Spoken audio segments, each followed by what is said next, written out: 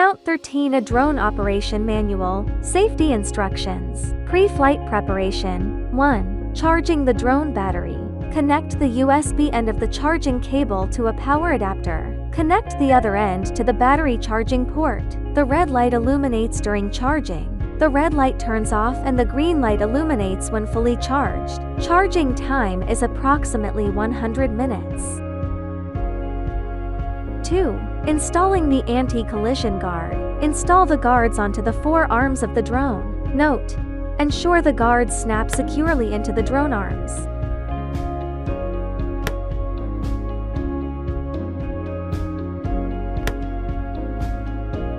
After installation, make sure to unfold the propeller blades.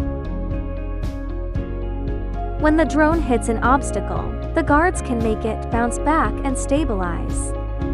3. Installing remote controller batteries. Unscrew the battery cover and install 3 batteries. Pay attention to the correct battery orientation. Close the battery cover and tighten the screw to complete installation. 4. Installing the drone battery. Unfold the front arms. Then unfold the rear arms. Install the drone battery. Ensure the drone is placed on a level surface. 5. Remote controller button functions introduction.